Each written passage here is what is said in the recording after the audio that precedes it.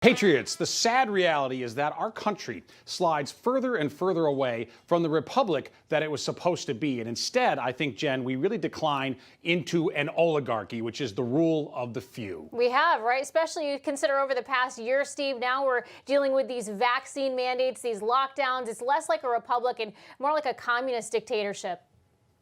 Sadly so. So listen, folks, you don't have to be a Buffalo Bills fan or even a sports fan at all to care about what's happening with that team and in that city right now, because it represents something much larger and more sinister reality. Corporate oligarchs in America abuse working class people, often in tandem with the government officials that they control like puppets. And the abuse that big sports inflicts upon taxpayers embodies a larger reality.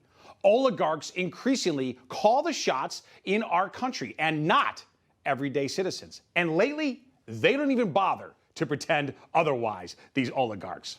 In the case of big sports, taxpayers are bullied and tricked into providing massive subsidies to some of the wealthiest people in America. Not the top 1%, but the top 1% of the top 1%. The billionaire owners and the millionaire players and agents of major professional sports. Let's consider some of these subsidy numbers in a Chalk Talk. So this is a look at tax money that flows into big sports. And I'm going to give you just a few of the most recent examples. All of these are from the last 5 years. In Minnesota, for the new Viking Stadium, $500 million from the taxpayers of the Twin Cities. More on that topic in a moment, that specific city. San Francisco, Levi Stadium for the 49ers, $621 million from the taxpayers. Las Vegas, Nevada, to lure the Raiders away from Oakland for a second time to abandon Oakland. $500 million from the taxpayers of Las Vegas. Now, most of these projects are financed as supposedly municipal works, and because of that, they issue municipal bonds. Because of that fact, they are exempt from federal taxation. And that means that since the year 2000, these stadium boondoggles, $3.7 billion in federal taxes were legally avoided. That's according to the Brookings Institution. Now, the latest addition to this litany of subsidies for the super rich, well, it might be Buffalo, New York, because the owner of the Bills demands a 100% taxpayer-funded stadium to replace the house formerly known as Rich Stadium. As reported by the Buffalo News and ESPN, the franchise is quietly threatening to move the team to boomtown Austin, Texas, if the good people of Buffalo don't buckle to these ridiculous demands. Bills owner Terry Pegula doesn't need assistance for his team from the workers of Western New York. He's a multi-billionaire worth over $7 billion, according to Bloomberg News. After selling his fracking business in 2010 for nearly $4.7 billion, that's where he really made his fortune.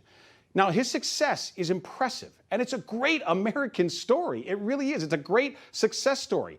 It's too bad that he's squandering it. He's squandering his legacy now with his abject greed and selfish insistence that working class people subsidize his team. Now, the NFL and other leagues, they try to rationalize this welfare for moguls through economic investment arguments. But a detailed 15-year-long study by George Mason University economists debunked those claims. They determined that, quote, little or none of the money makes its way back to the taxpayers who subsidize professional sports teams. Other than the ruling class elites who benefit from these stadium boondoggles, another group does very well from such cronyism, and guess who it is? The politicians, of course. The politicians who approve this nonsense.